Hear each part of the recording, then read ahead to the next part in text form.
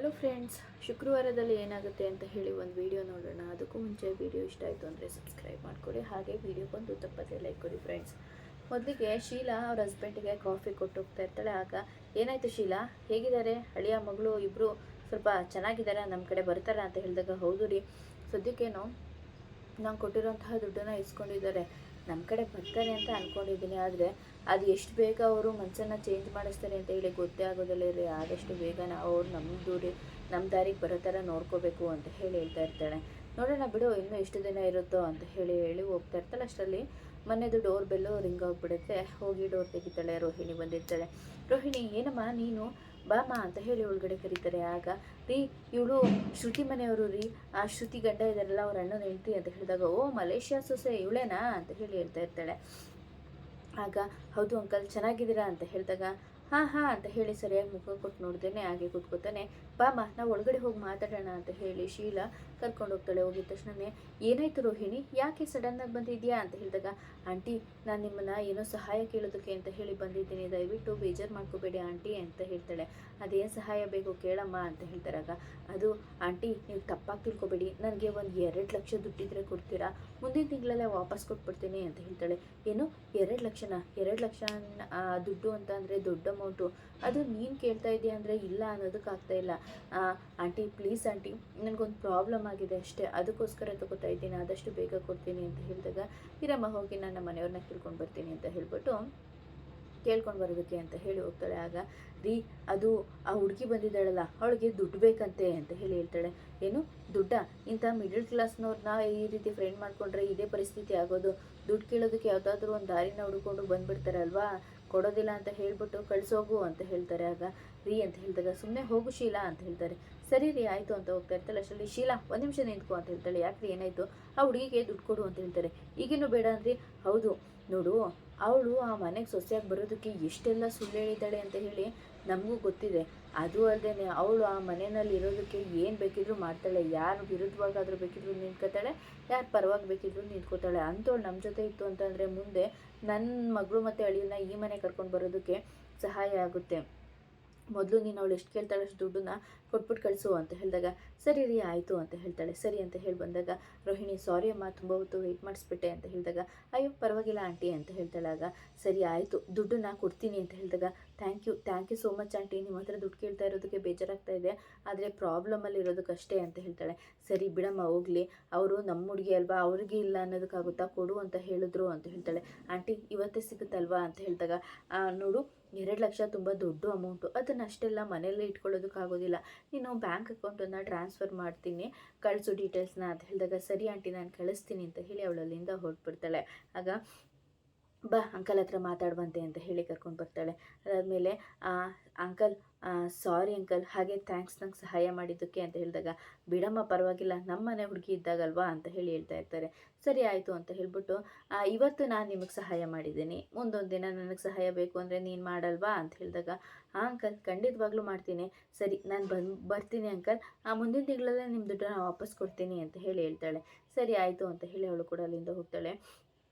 ಅದಾದಮೇಲೆ ಅವಳು ಬಂದ್ಬಿಟ್ಟು, ರೀ ಏನು ರೀ ಇದು ಅಂತ ಹೇಳಿದಾಗ, ಇವಳು ನಮಗೆ ಮುಂದಕ್ಕೆ ಸಹಾಯ ಆಗ್ತಾಳೆ ಕಣೆ, ನನ್ನ ಮಗಳನ್ನ ಈ ಮನೆ ಕರ್ಕೊಂಡು ಬರೋದಕ್ಕೆ ಇವಳನ್ನ ಮುಂದಿಟ್ಕೊಂಡು ನಾವು ತುಂಬ ಚೆನ್ನಾಗಿ ಆಟ ಆಡ್ಬೋದು ಅಂತ ಹೇಳಿ ಹೇಳ್ತಾ ಇರ್ತಾಳೆ. ಆಗ ಓಹ್ ಹಾಗ ನಿಮ್ಮ ಪ್ಲ್ಯಾನು ಅಂತ ಹೇಳ್ತಾರೆ.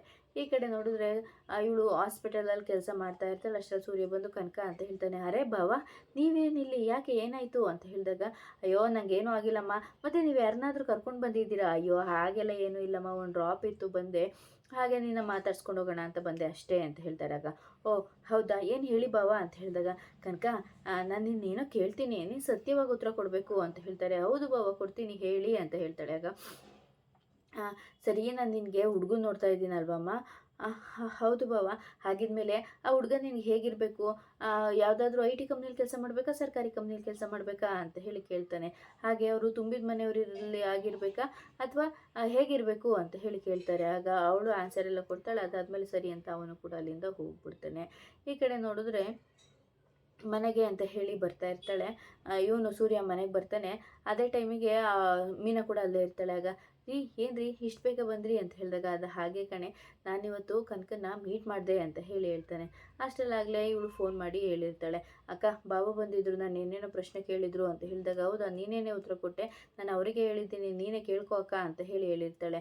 ಹಾಗೆ ಅವ್ರನ್ನ ಮನಸ್ಸನ್ನು ಬದಲಾಯಿಸೋದಕ್ಕೂ ಪ್ರಯತ್ನ ಪಡು ಅಕ್ಕ ಅಂತ ಹೇಳಿರ್ತಾಳೆ. ಆಗ ಏನು ಕೇಳಿದ್ರಿ ಅಂತ ಹೇಳಿದಾಗ, ಅಯ್ಯೋ ನಾನು ಹೇಗಿದ್ರು ಹುಡುಗನ ನೋಡ್ತಾ ಇದ್ದೀನಲ್ವಾ, ಹಾಗಾಗಿ ಹೇಗಿರಬೇಕು ಹುಡುಗ, ಯಾವ ಥರ ಇರಬೇಕು ಅಂತ ಕೇಳಿದೆ ಕಣೆ. ಅದಕ್ಕೆ ಅವಳು ಉತ್ತರ ಕೊಟ್ಟಳು. ಹೌದಾ, ಏನು ಉತ್ತರ ಕೊಟ್ಟಳು? ಯಾವ ಕಂಪ್ನಿಗೆ ಏನು ಕೆಲಸ ಮಾಡಬೇಕು ಅಂತ ಕೇಳಿದೆ. ಸರ್ಕಾರಿ ಕೆಲಸ ಅಂತ ಹೇಳಿದ್ಲು. ಮನೇಲಿ ಒಬ್ಬರೇ ಇರಬೇಕು, ಕೂಡು ಕುಟುಂಬ ಆಗಿರ್ಬೇಕಾ ಅಂತ ಕೇಳಿದೆ. ಒಬ್ಬರೇ ಇರಬೇಕು ಅಂತ ಹೇಳಿದ್ಲು.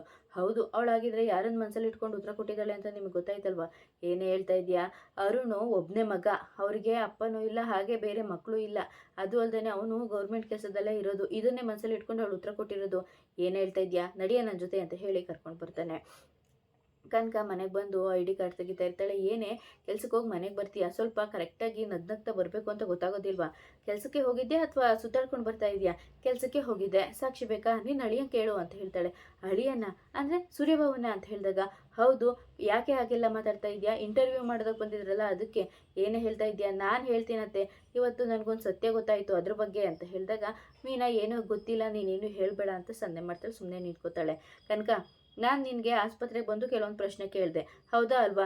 ರೀ ನೀವೇನ್ರಿ ಹಾಗೆ ಎದುರಿಸೋ ಥರ ಕೇಳ್ತಾ ಇದ್ದೀರಾ? ಸ್ವಲ್ಪ ನಿಧಾನವಾಗಿ ಕೇಳು. ನಾನು ಮಾತಾಡೋದೇ ಹಿಂಗೆ, ನೀ ಸುಮ್ಮನೆ ನಿಂತ್ಕೊಳೆ. ನೀನು ಹೇಳಮ್ಮ ಅಂತ ಹೇಳಿದಾಗ, ಹೌದು ಬಾಬಾ ಬಂದಿದ್ರಿ, ಏನು ಪ್ರಶ್ನೆ ಕೇಳಿದೆ? ಹುಡುಗ IT ಕಂಪ್ನಿಯಲ್ಲಿ ಕೆಲಸ ಮಾಡಬೇಕಾ ಅಥವಾ ಗೌರ್ಮೆಂಟ್ ಕೆಲಸನಾ ಅಂತ ಕೇಳಿದ್ರಿ. ನೀನೇನು ಹೇಳಿದೆ? ಗೌರ್ಮೆಂಟ್ ಕೆಲಸ. ಒಬ್ಬರೇ ಇರಬೇಕಾ ಅಥವಾ ಕುಟುಂಬ ಆಗಬೇಕಾ ಅಂತ ಕೇಳಿದ್ರಿ. ನೀನೇನು ಹೇಳಿದೆ? ಒಬ್ಬರೇ ಇರಬೇಕು ಅಂತ ಹೇಳಿದೆ. ಇದನ್ನೆಲ್ಲ ನೀನು ಅರುಣನ ಮನಸ್ಸಲ್ಲಿ ಇಟ್ಕೊಂಡು ಹೇಳ್ದೆ ಅಂತ ಹೇಳಿದಾಗ, ಆಗ ಏನೇ ಮಾತಾಡ್ತಾ ಇದೆಯಾ ನೀನು ಅಂತ ಹೇಳ್ತಾ ಇರ್ತಾರೆ. ಆಗ ಅದು ಅಮ್ಮ ಅಂತ ಹೇಳಿದಾಗ, ಅಮ್ಮ ಒಂದು ನಿಮಿಷ ಇರು, ಅವರು ಸತ್ಯ ಹೇಳು ಅಂತ ಹೇಳಿದ್ದಾರೆ. ಅವಳು ಮನಸ್ಸಲ್ಲಿ ಏನಿತ್ತು ಅದನ್ನೇ ಹೇಳಿದಾರೆ ತಾನೆ. ನೀನು ಹೇಳು ಕನಕ, ಅರುಣನನ್ನೇ ಮನಸ್ಸಲ್ಲಿ ಇಟ್ಕೊಂಡು ಹೇಳ್ದೆ ಅಥವಾ ಅಂತ ಹೇಳಿದಾಗ, ಹೌದು ಅವ್ರನ್ನ ಮನಸ್ಸಲ್ಲಿ ಇಟ್ಕೊಂಡೇ ಹೇಳಿದ್ದು. ಅಯ್ಯೋ ಪಾಪಿ, ನನ್ನ ಅಳಿಯಂದ್ರು ನಮಗೋಸ್ಕರ ಎಷ್ಟೆಲ್ಲ ತ್ಯಾಗ ಮಾಡ್ತಾ ಇದ್ದಾರೆ, ಅಂಥದ್ರಲ್ಲಿ ಅವ್ರ ಹೊಟ್ಟೆ ಉರ್ಸೋದಕ್ಕೆ ನಿಂತಿದ್ದೇನೆ. ಇಂಥ ರಾಕ್ಷಸಿನ ನಾನು ಯಾವತ್ತೂ ಕ್ಷಮಿಸೋದಿಲ್ಲ. ಮನೆಯಲ್ಲಿ ಮಕ್ಕಳು ಬೆಳೀತಾ ಮನಸ್ಸು ಬದಲಾಗುತ್ತೆ ಅಂತ ಹೇಳಿ ಕೇಳಿದ್ದೆ, ಆದರೆ ಇವರು ಇಷ್ಟು ಬೇಗ ಬದಲಾಗ್ತಾರೆ ಅಂತ ಅಂದ್ಕೊಂಡಿರಲಿಲ್ಲ. ಆದರೂ ನನ್ನ ಮಕ್ಕಳು ಅಂತ ಹೇಳ್ತಾ ಇರ್ತಾರೆ. ಆಗ ಹೌದು, ನನಗೆ ಅವರೇ ಇಷ್ಟ ಅಂತ ಹೇಳಿದಾಗ, ಅಮ್ಮ ನೀನು ಸ್ವಲ್ಪ ಸುಮ್ಮನೆ ಇರ್ತೀಯಾ?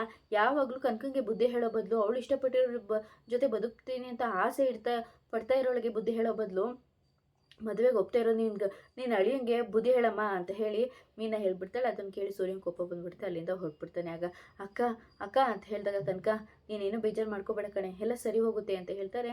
ಮಂಜು ಮತ್ತು ಅವ್ರ ಅಮ್ಮ ಇಬ್ಬರು ಕೂಡ ಅವನಿಗೆ ಸಮಾಧಾನ ಮಾಡೋದಕ್ಕೆ ಅಂತ ಹೇಳಿ ಅವನ ಹಿಂದೆನೇ ಹೋಗ್ತಾ ಇರ್ತಾರೆ. ಈ ಕಡೆ ಅವರು ಸಿಗೋದಿಲ್ಲ. ಹಾಗೆ ಇದ್ರ ಹತ್ರ ಬಂದು ನಿಂತ್ಕೋತಾನೆ ಶೆಡ್ ಹತ್ರ. ಆಗ ಯಾಕೋ ಇಷ್ಟೊಂದು ಬೇಗ ಫೋನ್ ಮಾಡಿದ್ರಾ ಅಂತ ಹೇಳಿದಾಗ, ಬೇಕಲ್ಲಪ್ಪ ಇರು, ಅಂಥದ್ದೇನು ಇಂಪಾರ್ಟೆಂಟು ಅಮ್ಮ ಅಂತ ಹೇಳಿದಾಗ, ಓ ಇವರು ಮೇಡಮ್ ಬನ್ನಿ ಮೇಡಮ್, ನೀವೇನು ಇಲ್ಲಿ ಅಂತ ಹೇಳಿದಾಗ, ಅದು ನಿನ್ನ ಜೊತೆನೇ ಮಾತಾಡೋದಕ್ಕೆ ಅಂತ ಬಂದಿದ್ದೀನಪ್ಪ ಅಂತ ಹೇಳಿದಾಗ, ಏನು ಎಲ್ಲೋದ್ರೂ ನಾನು ಹಿಂದೆನೇ ಬರ್ತಿರಲ್ಲ, ಅವಶ್ಯಕತೆ ಇದೆಯಲ್ಲಪ್ಪ, ನನ್ನ ಮಗನಿಗೋಸ್ಕರ ಬರಲೇಬೇಕಲ್ವಾ? ಓಹೋ ಹಂಗೆ, ಏನು ವಿಚಾರ ಅಂತ ಹೇಳಿದಾಗ, ನೋಡಪ್ಪ ನೀವಿಬ್ಬರು ಕೂಡ ಜಗಳ ಮಾಡ್ಕೊಂಡಿದ್ದೀರಾ, ಅದು ನಿಮ್ಮ ವೈಯಕ್ತಿಕ ಕಾರಣಗಳಿರ್ಬೋದು. ಹಾಗಂತ ಒಂದು ಹೆಣ್ಮಗಳು ಜೀವನದಲ್ಲಿ ಆಟ ಆಡೋದು ತಪ್ಪಲ್ವೇನಪ್ಪ? ಏನೋ ನಾನು ಹೆಣ್ಮಗಳು ಜೀವನದಲ್ಲಿ ಆಟ ಆಡ್ತಾ ಇದ್ದೀನ, ನಮ್ಮ ಹುಡುಗಿ ಜೀವನದಲ್ಲಿ ಆಟ ಆಡ್ತಾ ಇರೋದು ನಿಮ್ಮ ಮಗ ಅಂತ ಹೇಳಿದಾಗ, ಹೇಗಪ್ಪ ಹೇಳ್ತೀಯಾ? ಅವನೇನಾದರೂ ನಿನ್ನ ಮೇಲಿನ ದ್ವೇಷಕ್ಕೆ ಅವಳನ್ನ ಮದುವೆ ಆಗಬೇಕು ಪ್ರೀತಿ ಮಾಡ್ತಾ ಇದ್ದೀನಿ ಅಂತ ಹೇಳಿದ್ನ ಅಂತ ಹೇಳಿದಾಗ, 100ಕ್ಕೆ ಶೇಕಡವಾರು ಅಷ್ಟೇ ಅನಿಸುತ್ತೆ ಅಂತ ಹೇಳಿದಾಗ, ಇಲ್ಲಪ್ಪ ಹಾಗೆಲ್ಲ ಏನೂ ಇಲ್ಲ, ಅವನೇನು ಸಂಸಾರಸ್ಥರ ಮನೆಯಲ್ಲಿ ಬೆಳೆದಿಲ್ಲ ಅಂತ ಅಂದ್ಕೊಂಡಿದ್ಯಾ? ನಾನು ನನ್ನ ಮನೇಲಿ ಒಬ್ಬನೇ ಮಗ ಅಂತ ಪ್ರೀತಿಯಿಂದ ಸಾಕಿದ್ದೀನಿ, ಹೆಣ್ಮಕ್ಳು ಇಲ್ಲಪ್ಪ. ನಾನು ಸುಮಾರಾಗಿ ನಿನ್ನ ತಾಯಿ ಸ್ಥಾನದಲ್ಲೇ ಇದ್ದೀನಿ. ನನಗೆ ನೀವಿಬ್ಬರು ಬೇರೆ ಅಲ್ಲ, ಒಂದೇ ವಯಸ್ಸು, ಮಗನ ಸಮಾನನೇ. ನಿನ್ನ ಹತ್ರ ರಿಕ್ವೆಸ್ಟ್ ಮಾಡ್ಕೋತಾ ಇದ್ದೀನಿ, ಕನಕನ್ನ ನಮ್ಮ ಮನೆಗೆ ಮದುವೆ ಮಾಡಿಕೊಡಪ್ಪ, ಅವಳು ಚೆನ್ನಾಗಿರ್ತಾಳೆ. ಅವನ ಜೀವನದಲ್ಲಿ ಇವಳು ಮದುವೆ ಆಗಿ ಬಂದರೆ ಮಹಾಲಕ್ಷ್ಮಿ ಅಂತೆ ಅಂತ ಹೇಳಿದಾಗ, ಹಾಗಿದ್ರೆ ನಮ್ಮ ಹುಡುಗಿ ಜೀವನದಲ್ಲಿ ಅವನೇನಾಗ್ತಾನೆ ಅಂತ ಹೇಳಿದಾಗ, ಯಾಕಪ್ಪ ಹಾಗೆಲ್ಲ ಮಾತಾಡ್ತೀಯಾ? ನಾನು ಆ ಮನೆಯಲ್ಲಿ ಇರ್ತೀನಿ ತಾನೆ, ಅವಳು ಚೆನ್ನಾಗಿರೋದಕ್ಕೆ ನಾನು ಇರ್ತೀನಲ್ವಾ? ನೀನು ಹೀಗೆಲ್ಲ ಮಾಡಬೇಡಪ್ಪ. ಅವರಿಬ್ಬರು ಖುಷಿಯಾಗಿರಬೇಕು ಅಂತ ಅಂದರೆ ಅದಕ್ಕೆ ಕಾರಣ ನೀನು ಆಗಿರಬೇಕು, ನಾನು ಆಗಿರಬೇಕು. ಈ ದ್ವೇಷ ಇದನ್ನೆಲ್ಲ ಬಿಟ್ಬಿಟ್ಟು ಪ್ಲೀಸ್ ಅವರಿಗೆ ಮದುವೆ ಮಾಡಿಸ್ಕೊಡಪ್ಪ. ನೋಡು, ದಕ್ಷನ್ಗೆ ಶಿವ ಇಷ್ಟ ಆಗಿಲ್ಲ ಅಂದರೂ ಕೂಡ ದಾಕ್ಷಾಯಣಿಗೆ ಅವಳೇ ಇಷ್ಟ ಆಗಿದ್ದಲ್ವಾ? ನೋಡಮ್ಮ, ನೀನು ಆ ಥರದ್ದೆಲ್ಲನೂ ಕೂಡ ಉದಾಹರಣೆಗಳನ್ನ ಕೊಡಬಾರ್ದು. ಯಾಕಪ್ಪ, ಸತ್ಯನ ಅರಗಿಸ್ಕೊಳ್ಳೋದಕ್ಕೆ ಕಷ್ಟ ಆಗತ್ತಾ? ನೋಡು, ಈಗ ಇದನ್ನೆಲ್ಲ ಬಿಟ್ಟು ವಿಶಾಲವಾದ ಮನಸ್ಸಿಂದ ನಿರ್ಧಾರ ಮಾಡಿ ಒಂದು ಒಳ್ಳೆ ನಿರ್ಧಾರನ ನನಗೆ ತಿಳಿಸಪ್ಪ, ನಾನು ಬರ್ತೀನಿ ಅಂತ ಹೇಳಿ ಹೋಗ್ತಾರೆ. ಅಮ್ಮ ಅಂತ ಹೇಳಿದ್ದು ಇದನ್ನೆಲ್ಲ ಹೇಳಿ ಸೂರ್ಯ ತುಂಬಾ ಫೀಲ್ ಮಾಡ್ಕೋತಾ ಇರ್ತಾನೆ.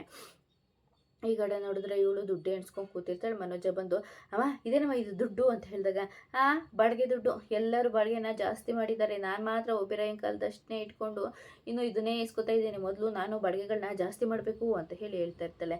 ಸರಿ ಆಯಿತು ಅಂತ ಹೇಳಿ ಹಾಗೆ ಕೂತಿರ್ಬೇಕಿದ್ರೆ ಅಲ್ಲಿಗೆ ರೋಹಿಣಿ ಬಂದು ಅತ್ತೆ ಅಂತ ಹೇಳ್ತಾಳೆ. ಏನೇ ಅಂತ ಹೇಳಿದಾಗ ತಗೊಳ್ಳಿ ಅತ್ತೆ ಇದು ಅಂತ ಹೇಳಿದಾಗ ಏನದು ಅಂತ ಹೇಳಿದಾಗ ನೀವೇ ತೆಗೆದು ನೋಡಿ, ಯಾಕೆ ನೀವೇನಾದ್ರು ಬಾಯ್ ಬಿಟ್ಬಿಟ್ರೆ ಜೋಗ ಜಲಪಾತದಲ್ಲಿ ಗಂಗೆ ತುಂಗೆ ನೇತ್ರಾವತಿ ಕಾವೇರಿ ಹರಿದಂಗೆ ನೀರು ಚಿಂಬಿಡ್ತವ ಅಂತ ಹೇಳಿದಾಗ 1,00,000 ದುಡ್ಡಿದೆ ಅಂತ ಹೇಳಿ ಹೇಳ್ತಾರೆ. ಆಗ ಇಬ್ರು ಬಂದು ಪಟ್ಟ ಅಂತ ಕಿತ್ಕೊಳ್ದು ಬರ್ತಾರೆ. ಹೇ ಬಿಡ ಕೊಡು ಅಂತ ಬಂದ್ಬಿಟ್ಟವನೆ. ಏನೇ ಇದು ಅಂತ ಹೇಳಿದಾಗ 1,00,000 ಕೇಳಿದ್ರಲ್ಲ ಅದು ಅಂತ ಹೇಳಿದಾಗ ಇದನ್ನ ಕದ್ಕೊಂಡು ಬಂದ್ಯಾ ಒತ್ಕೊಂಡು ಬಂದ್ಯಾ ಅಂತ ಹೇಳ್ತಾರೆ. ನಿಮಗೆ ಬೇಕಾಗಿತ್ತು ತಂದು ಕೊಟ್ಟಿದ್ದೀನಿ ಅಷ್ಟೇ ಅಲ್ವಾ ಅಂತ ಹೇಳಿದಾಗ ಲೇ ನೀನು ಚೈನನ್ನೇ ಕದ್ಕೊಂಡು ಬಂದಿರೋಳು, ಇದನ್ನ ಹೆಂಗೆ ಕದ್ಕೊಂಡು ಬಂದಿರ್ತೀಯ ಅಂತ ಕೇಳ್ಕೊಳ್ಳೋದು ಬೇಕಲ್ವಾ ಅಂತ ಹೇಳಿದಾಗ ಅದೆಲ್ಲ ನಿಮಗೆ ಬೇಡತ್ತೆ, ನಾನು ಹೊಂದ್ಸ್ಕೊಟ್ಟಿದ್ದೀನಿ ಅಂತ ಹೇಳ್ತಾಳೆ.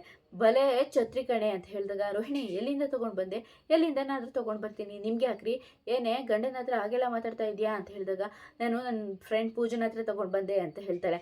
ಅವಳು ನಿನ್ನ ಜೊತೆ ಮಾತಾಡ್ತಾ ಇಲ್ಲ, ಜಗಳ ಆಯಿತು ಅಂತ ಅಂದೆ ಅಲ್ವಾ ಅಂತ ಹೇಳಿದಾಗ ಅವಳು ಕಾಂಪ್ರಮೈಸ್ ಆಗಿ ನನಗೆ ದುಡ್ಡು ಕೊಟ್ಲು, ಅದಕ್ಕೆ ತೊಗೊಂಡು ಬಂದೆ. ಅವಳು ನೇನು ನಿಮ್ಮ ಥರ ಅಂತ ಅಂದ್ಕೊಂಡಿದ್ದೀರಾ ಅಂತ ಹೇಳಿದಾಗ ಏನೇ ನನ್ನ ಮಗುನ ನನ್ನ ಎದುರುಗಡೆ ಗಂಡ ಅನ್ನೋ ಅಧಿಕಾರದಲ್ಲಿ ಆ ರೀತಿ ಬೈತಾ ಇದೆಯಾ, ಅವನಿಗೆ ಗೊತ್ತು ಛತ್ರಿನ ಎಲ್ಲಿಡಬೇಕು ಚಪ್ಪಲಿನ ಎಲ್ಲಿಡಬೇಕು ಅಂತ ಹೇಳಿ. ಹೌದು ಅತ್ತೆ ಅವರು ಛತ್ರಿನ ತಲೆ ಮೇಲೆ ಇಟ್ಕೊಂಡಿದ್ದಾರೆ, ಅದು ಸರಿಯಾಗಿರೋ ಛತ್ರಿನೇ ಅಂತ ಹೇಳಿ ಹೇಳ್ತಾ ಇರ್ತಾನೆ. ಆಗ ಏನೇ ಯೂಟರ್ನ್ ನೋಡ್ಕೊಂಡು ಬಂದು ನನಗೆ ಹೇಳ್ತಾ ಇದೆಯಾ, ಇಡೀ ಪ್ರಪಂಚದಲ್ಲಿ ಸರ್ ಎಂ ವಿಶ್ವೇಶ್ವರಯ್ಯ ಆದಮೇಲೆ ನೆಕ್ಸ್ಟ್ ತಲೆ ಈ ಸಕ್ಕರೆಬಾಯಿ ಶಾಂತಿದು, ನೀನು ಹೆಂಗೆ ಹೇಳಿದ್ರು ಕೂಡ ಯೂಟರ್ನ್ ನೋಡಿಕೊಂಡು ನನಗೆ ಅರ್ಥ ಆಗೇ ಆಗುತ್ತೆ, ದುಡ್ಡು ಕೊಟ್ಟೆ ತಾನೆ ಇಲ್ಲಿಂದ ಹೋಗ್ತಾ ಇರು, ಈ ದುಡ್ಡನ್ನು ನೀನು ಪುಸ್ಕಟ್ಟೆ ಏನು ಕೊಟ್ಟಿಲ್ಲಮ್ಮ, ನನಗೆ ಮಾನನಷ್ಟು ಹಾನಿ ಆಗಿರೋದಕ್ಕೆ ಕೊಟ್ಟಿದ್ಯಾ, ಇಲ್ಲೂ ಏನಾದರೂ ಇಲ್ಲೇ ನಿಂತಿತ್ತು ಅಂತಂದರೆ ಅಷ್ಟೇ, ಹೋಗ್ತಾ ಇರು ಅಂತ ಹೇಳಿ ಅಲ್ಲಿಂದ ಅವಳು ಹೋಗ್ಬಿಡ್ತಾಳೆ. ಆಗ ರೋಹಿಣಿ ಅದು ಅಂತ ಹೇಳಿದಾಗ ಏನು ಅಂತ ಹೇಳ್ತಾಳೆ. ಎಲ್ಲಿಂದ ತೊಗೊಂಡು ಬಂದೆ, ಪೂಜನ ಹತ್ರ ತೊಗೊಂಡು ಬಂದೆ, ನನಗೆ ಯಾಕೋ ನಂಬೋದಕ್ಕಾಗ್ತಾ ಇಲ್ಲ, ಯಾಕೆ ನಂಬಿಕೆ ಇಲ್ವಾ, ನಂಬಿಕೆ ಮುಂಚೆ ಇತ್ತು ಆದರೆ ಈಗ ನಂಬಿಕೆ ಇಲ್ಲ ರೋಹಿಣಿ ಅಂತ ಹೇಳಿ ಹೇಳ್ತಾನೆ. ಆಗ ಹೇಳಿದ್ದೀನಿ, ನಂಬಿದ್ರೆ ನಂಬೋದು, ಬಿಟ್ಟರೆ ಬಿಡ್ಬೋದು ಅಂತ ಹೇಳಿ ಕೋಪ ಮಾಡ್ಕೊಂಡು ಅಲ್ಲಿಂದ ಹೋಗ್ಬಿಡ್ತಾಳೆ.